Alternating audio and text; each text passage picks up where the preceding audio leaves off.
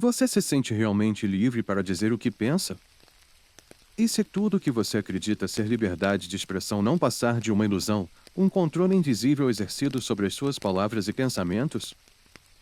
A censura, um fantasma do passado, nunca esteve tão presente, agindo nas sombras e moldando o que você pode ou não falar. O que você acha que é a sua liberdade pode ser, na verdade, uma prisão. E se você acha que isso é um exagero, você precisa ver o que está acontecendo agora. Não estamos falando apenas da censura explícita do passado, mas de algo muito mais sutil e, por isso, ainda mais perigoso. O Brasil já viveu um período sombrio, onde a censura era a regra, não a exceção. Durante a ditadura militar, que se estendeu de 1964 a 1985, o Estado controlava de forma rígida o que a população podia ou não saber. Jornalistas eram silenciados, músicas proibidas, livros censurados, e até conversas entre amigos podiam resultar em prisões ou algo ainda pior. A realidade era cuidadosamente fabricada pelo governo, e qualquer voz dissidente era sufocada. Mas agora estamos em uma democracia, certo? A censura não pode mais existir, certo? Errado. A censura mudou de forma, mas continua tão insidiosa quanto antes. E é exatamente essa mudança que a torna ainda mais perigosa. Durante a ditadura militar, a censura foi institucionalizada e legitimada. Não havia margem para discordância. Qualquer conteúdo que fosse considerado subversivo, crítico ao regime, ou que pudesse despertar questionamentos, era imediatamente cortado.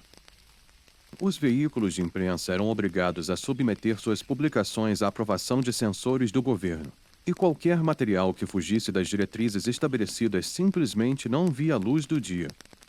As pessoas viviam em um estado de constante vigilância.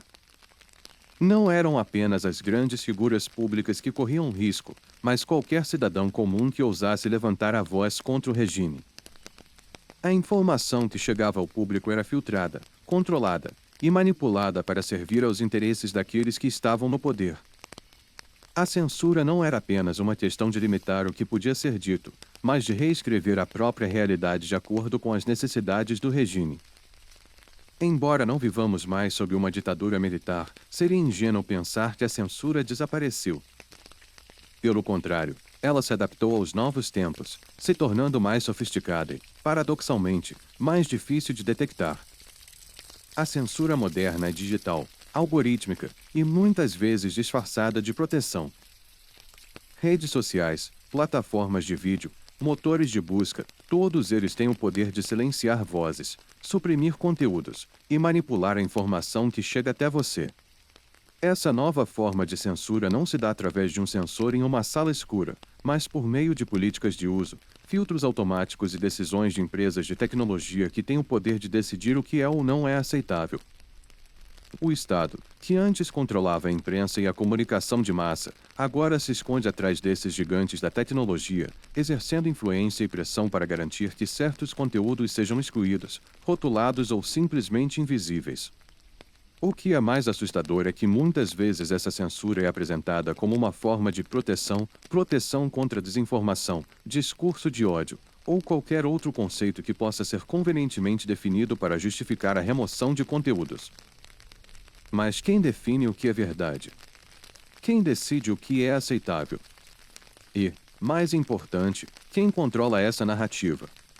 A censura moderna é insidiosa precisamente porque é invisível. Quando você não vê livros sendo queimados ou jornalistas sendo presos, é fácil pensar que a censura não existe. Mas a ausência de informação pode ser tão perigosa quanto a manipulação dela. O perigo é que, ao não vermos o que está sendo suprimido, somos levados a acreditar que tudo está bem, quando na verdade estamos sendo manipulados de maneiras que sequer podemos imaginar.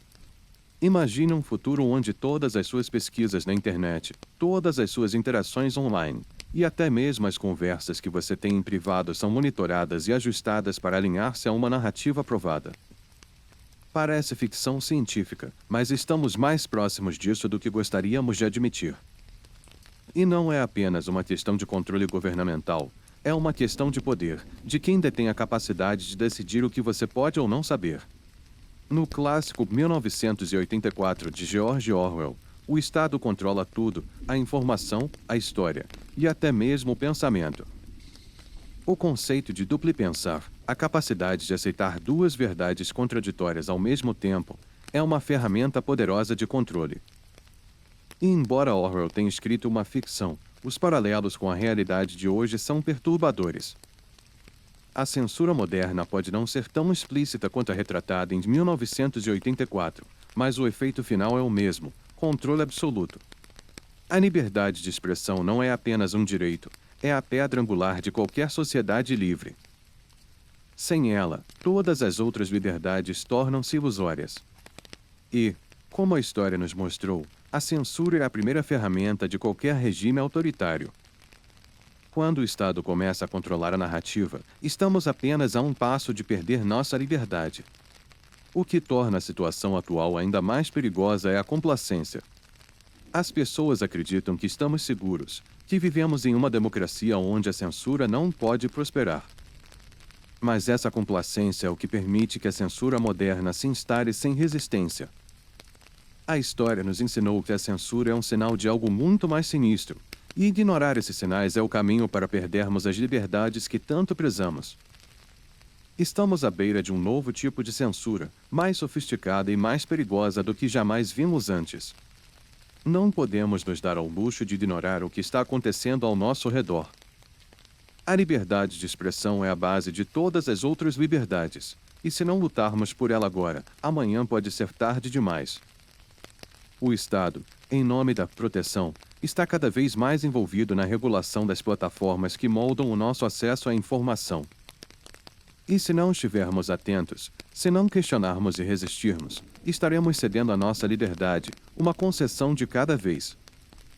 Lembre-se, a liberdade de expressão não é apenas sobre o direito de falar, mas sobre o direito de saber, de questionar e de desafiar. E sem esses direitos, somos apenas marionetes em um jogo de poder que não controlamos. A censura não é um problema do passado, mas uma ameaça constante. E a história, como já vimos, tem o hábito inquietante de se repetir.